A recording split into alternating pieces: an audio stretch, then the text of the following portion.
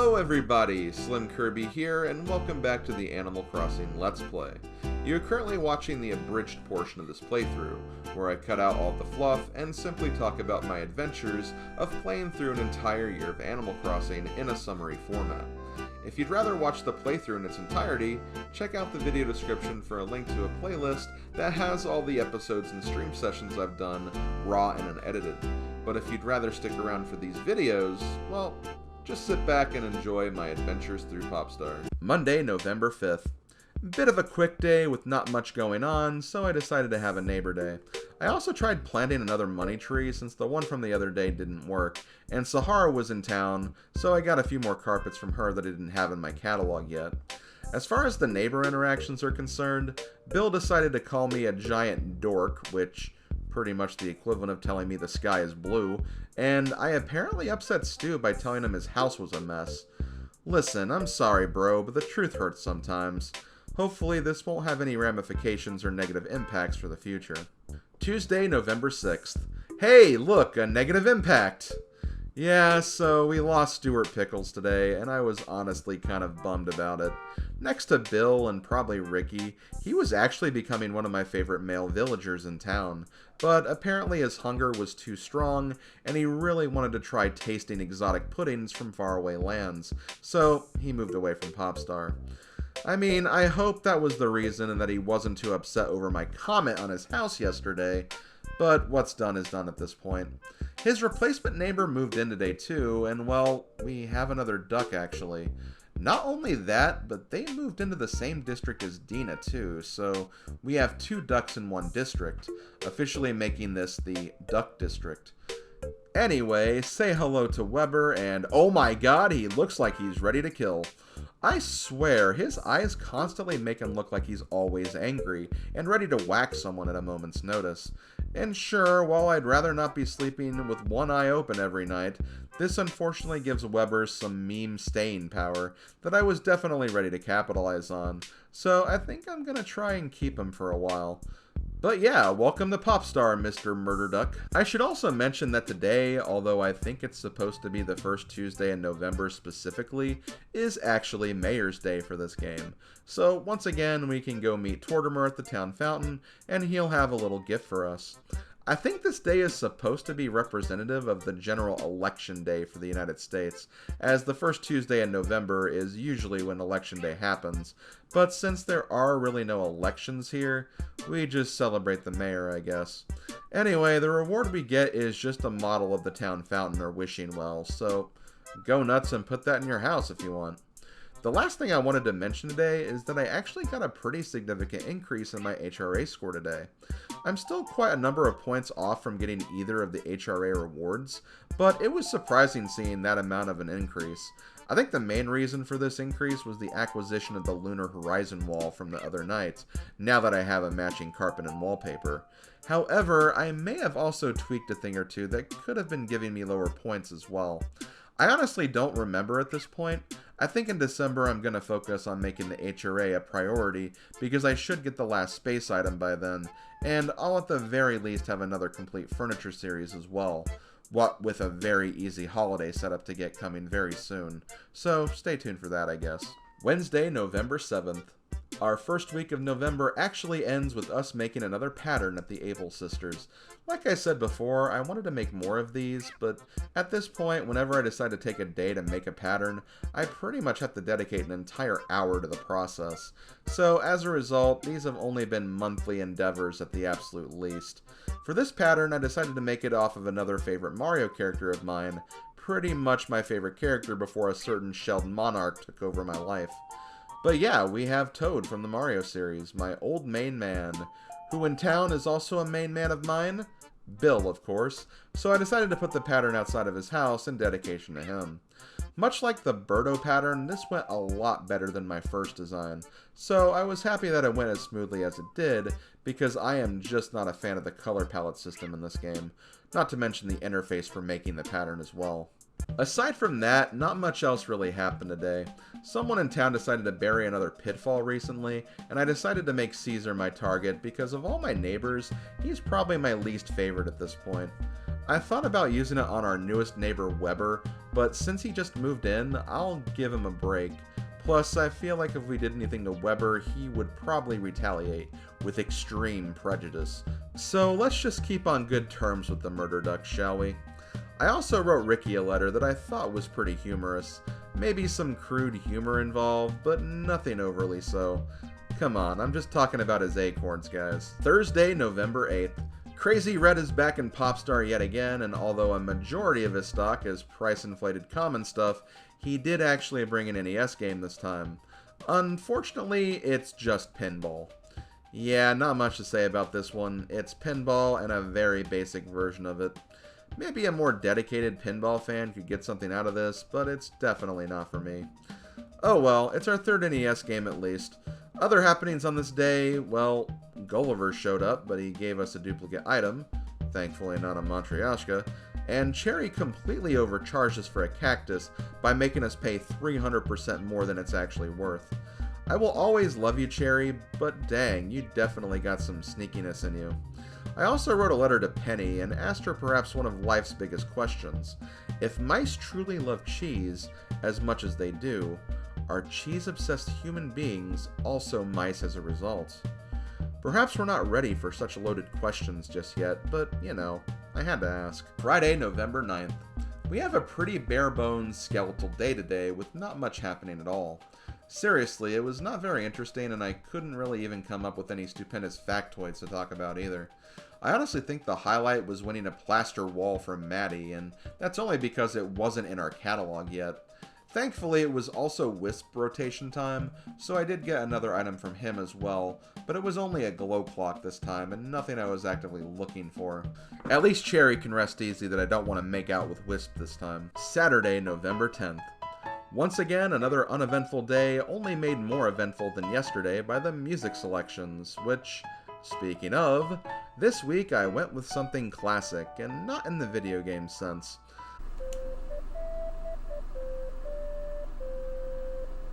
And for KK Slider, the song I went with this time was KK D&B. Sorry again for another short entry, but at least we have our second fishing tournament attempt tomorrow, and a holiday to boot, so that should be fun. Anyway, play us out, music doggo.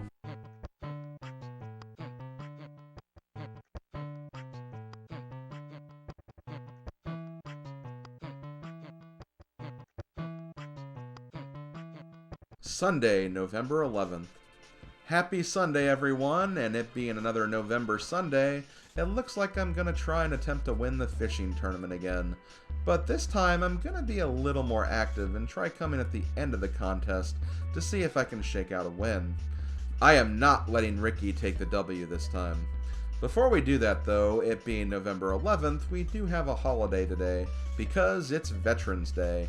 However, since there were no great animal wars that took place in this universe, we'll just honor the police officers today because they give their service in order to protect us, and that's still pretty damn admirable. So yeah, this day is called Officer Day, and once again, we head to the town fountain to talk with Tortimer, and he will give us a police station model. That's about it though. No special events with the officers themselves, just another model we can pick up and move on to the rest of our day with. But hey, more progress is fine with me. It's also Sunday, so I do check turnip prices and decide to actually go along with it this time. They seem low enough, and I just had a feeling we could score big this time. Moving back to the fishing tourney, I will say that it seemed like luck was definitely on my side today. I found a lot of large bass pretty early on, and was able to stockpile them for later once I managed to get an early lead. That way, if the lead did change, I could come back later, closer to when the tournament was about to end, and just take the lead again before it stopped for the day. It didn't really seem like I had any resistance either, because even when I came back closer to 6, I still had the lead somehow. This won't always be the case though, so always come prepared just in case. Anyway, when the tourney ended, I was delighted to see that I was the winner this time, and Chip had already mailed me my reward. I did get a trophy, but not the kind of trophy I was expecting, as he sent me a Luigi trophy, a silver trophy of the Green Thunder himself. There is apparently a fishing trophy you can acquire, but it's only for the summer fishing tournament, which means we have to wait until June to participate in that one.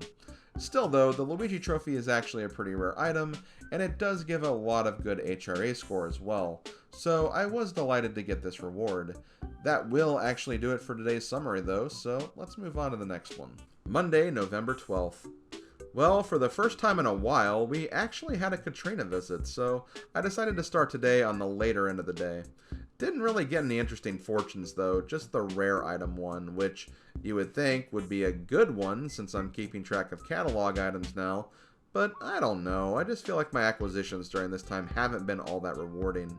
Maybe because we are so far into this now and still it's not necessarily a guarantee after all.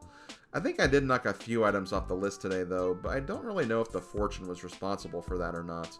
Hell, one of them was actually from a letter response I got from Valise, which I don't think is even connected to the fortunes. Aside from that though, just more neighbor stuff, although I did have some interesting interactions today. Curly got angry when I complimented his eyes after he complimented mine. Seriously, what the hell is that about? I also discovered Bill spying on Jeremiah in his house for some reason. In my headcanon, Bill has a crush on Lily, and since Jeremiah is also a frog, Bill seems a little threatened by him as a result. However, as Lily's best friend, I don't know. Jeremiah just doesn't seem that interesting to me, and Lily only deserves the best. So, stop worrying, Bill. You're closer than he is. Also, I think Ava was completely out of it today. She asked me if I would build her a snowman, and I told her that I already actually did. And I think she actually believed me too, even though the snow is not sticking enough to even build a snowman at this point.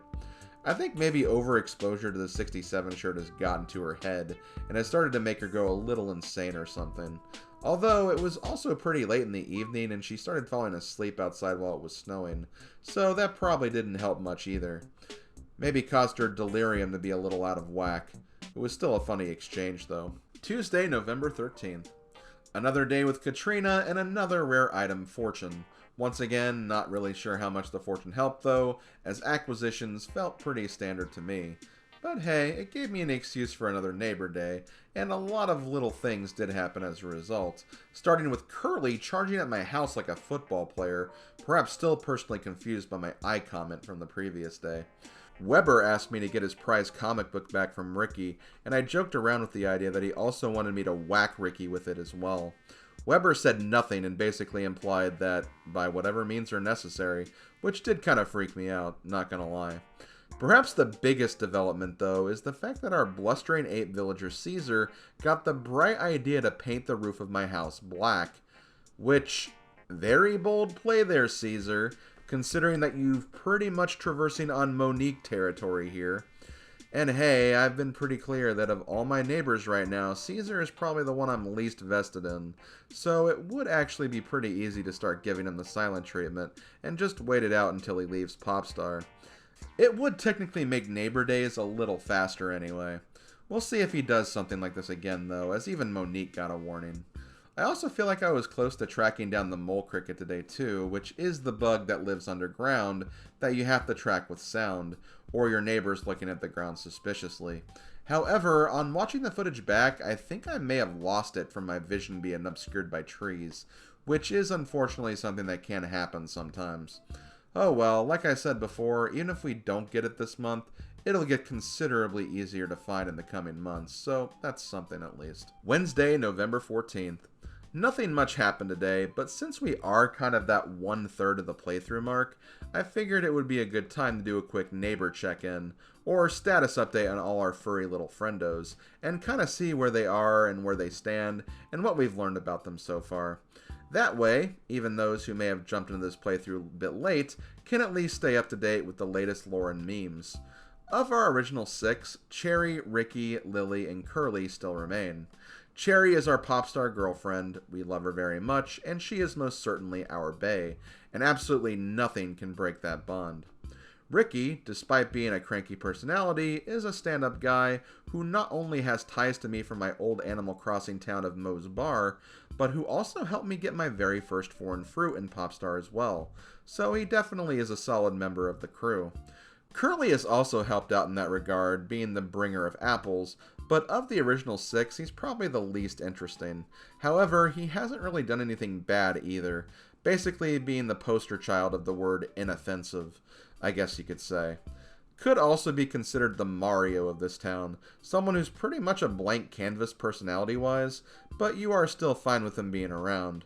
I also happen to give him a Three Stooges catchphrase today too, because whenever I hear his name, that's immediately the reference that comes to mind for me. Although, Stream Chat seems to default to the Curly from Hey Arnold instead. Honestly, I'm not really sure which one is better here. Lily is definitely the embodiment of the sweet girl next door trope, and probably my best friend in Popstar. If Cherry and I never happened, it honestly wouldn't have been too out there to think that something would have happened with Lily instead. But fate clearly had different ideas in mind, at least for now anyway. Penny and Maddie kind of fall into the same category, pretty much lesser versions of both Cherry and Lily, but still sweet girls that really haven't given me any problems. I do think I kind of prefer Penny a little more, just because she's been around slightly longer and I've also kind of attached the one coin meme to her because of her name, but Maddie has been fine too. I may have to come up with some other lore for them though, just to make them a little more relevant and have them stand out a bit more, but I do honestly like them both. Much like Ricky, Bill is another old friend of mine from Moe's Bar, and as I've said before, he's probably one of my favorite villagers in the entire series. If Lily is my best female friend, Bill is probably my best male friend. He's just an overall solid guy, the kind of guy you want to hang out with on a regular, which is why I've also given him my Rage catchphrase and put a lot of stock in keeping him around. Although, I do notice he has a bit of a habit of snooping around and spying on other villagers. Maybe he's a little too into the lives of other villagers. Moving on to the Snooties, Cupcake may seem a little blunt and high maintenance at certain points, but I do get a softer side from her at times, almost like she's trying to lower her guard a little, which I can respect. She definitely seemed more approachable when Stu lived here, and let's not forget, she did help us get cherries for our town. I also still kind of think she might be related to Cherry as well. They just look very, very similar to me. Portia is actually kind of in that same boat as Cupcake, but I think her vulnerability is more with how she expresses herself with her clothing choices. When I see her walking around in that subdued print shirt, which looks more like caveman attire, I don't know, it just kind of gives me an impression that she's more of a free spirit than what meets the eye, or what you would get from listening to her talk. Valise, or Mama V as I call her, definitely feels like she'd be more of a normal personality than a snooty one, but I wonder if that's just the fact that she's a mom, and therefore she doesn't come across as blunt or unapproachable as the other snooties do. Anyway, gotta say that as of right now, I'm actually pretty satisfied with my snooty roster, which is saying a lot because it is my least favorite personality typing normally. Jeremiah is just kind of there, and honestly I kind of feel that way with Dina too.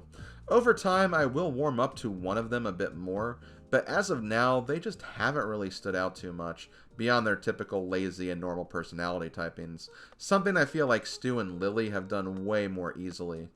I'm interested in seeing how Dina's potential connection with Weber will shape her moving forward, as Weber has been the best addition to Popstar we've had in a while. Just the fact that he always looks so angry, and the meme of him secretly being a violent mob boss is just so damn funny to me.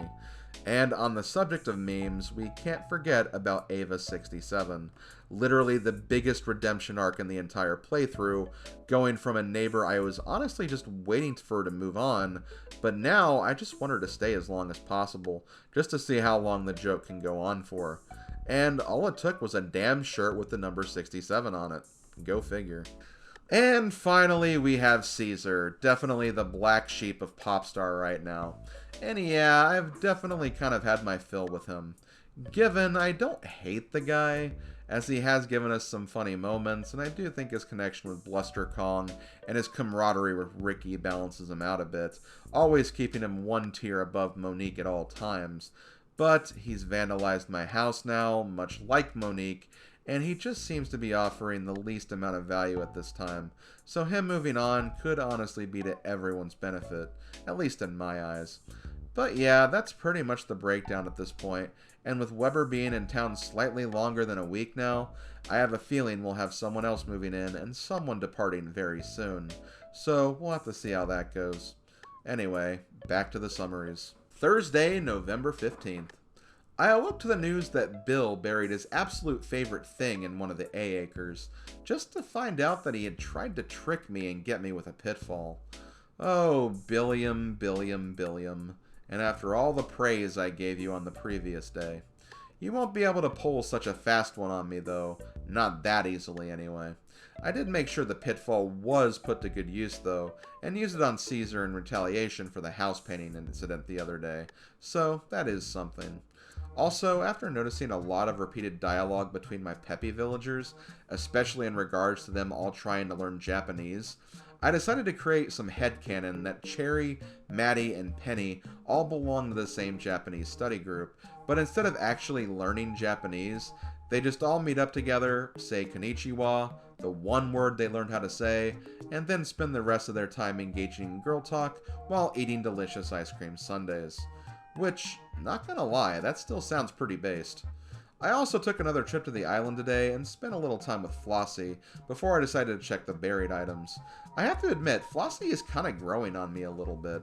She's got kind of a snarky and spunky side to her that is honestly pretty appealing to me. Although, when I decided to take the red Aloha shirt just to add it to my catalog, she did try to take it from me. Despite the fact that I think I saw her wearing one previously, which I did find a little sus. However, she did ask me to sign her guest book, which I happily obliged.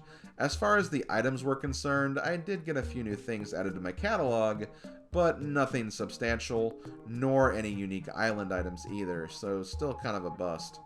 When I got back to the mainland, I decided that tonight would be a good time to meet up with Wisp as well, but let's just say I got a little more than what I bargained for this evening.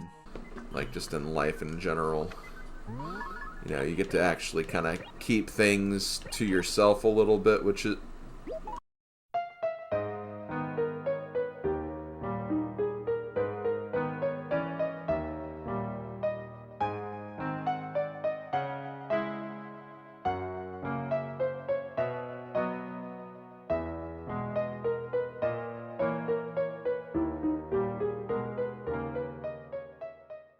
And just like that, after 128 days of living in Popstar, and roughly 90% of that time in a relationship with me, Cherry, my girlfriend, my bae, my waifu, decided to move out of town.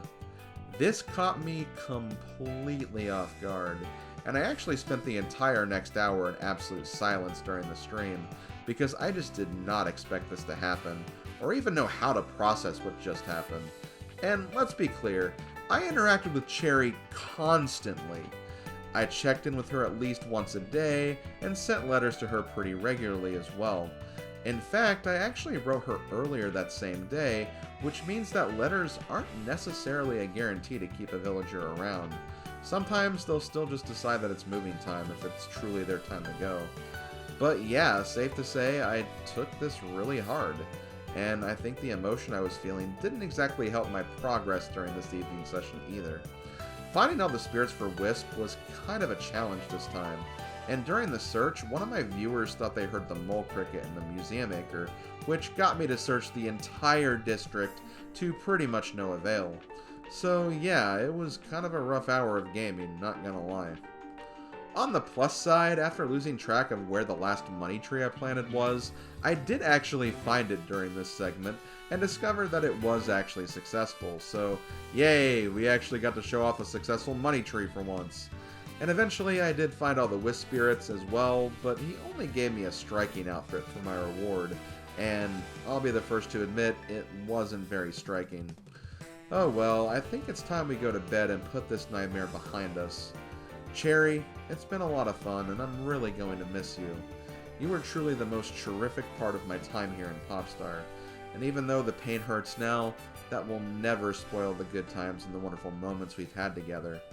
From watching the meteor shower, to the beautiful letters you sent me, to that time you stole a 15,000 bell fish from me, you will truly be an unforgettable and irreplaceable member of Popstar, not just in my mind, but also in my heart. Goodbye, my dear. Friday, November 16th. One thing I forgot to mention the previous night was that Cherry's replacement had already moved in and made herself at home, but I was clearly not in the greatest headspace to meet her at that point, especially considering she literally chose the same exact house location. However, I had slowly started making peace with the situation, and I do like peppy villagers, so I thought it was only fair to give the new lady a chance. And sure enough, I was delighted to see that Cookie the dog was actually Cherry's replacement. I know Cookie is a pretty popular villager amongst fans of the series, and I also know her from Madame Waria's Let's Play of Animal Crossing as well, as she was the Katie Heron character in her Animal Crossing Mean Girls parody. So hey, I can actually see Cookie getting some mileage here. Definitely not looking for another relationship right now, though. I think we're gonna give the single life a shot for a bit, and see how that goes for the time being. My heart definitely needs some healing first. Aside from that, though, my Friday here was pretty aimless and confusing, mostly due to the bombshell of the previous night. Gulliver and Sahara came today, so I did the typical catalog checks with them, and naturally, since she has gone through this type of thing herself, I reached out to my good friend Lily for some support during this tough time for me, us both being the victims of sudden partner departures. I also moved the Birdo pattern to Lily's house, not because I see Lily as a replacement girlfriend or anything, more that I just see the pattern as a representation of my #1 go-to female villager for my town, kind of like Bill being the male representative with the toad pattern. In the future, I might change the general location of these patterns to put them in an acre where I can use them as shrines to villagers that are no longer around anymore, but that's for a much later date and time. Saturday, November 17th. I'm still trying to recover from the bombshell this week, so I confided in my good friend Bill today through letter writing. Maybe some solid bro time with my bestie will help me get my mind off these recent events. Since it's Saturday, though, of course we have some music to focus on as well. First, for the town tune this week, this is what I got. Name that tune. And for KK Slider, I decided to go with KK Love Song for, well, very obvious reasons. I know these last few days have been rough, and these music choices probably didn't help much, but I'm sure I'll be able to move on soon. Plus, in real time when I recorded these, this literally happened the day before I was taking a vacation, so that will probably help get my mind off of things as well.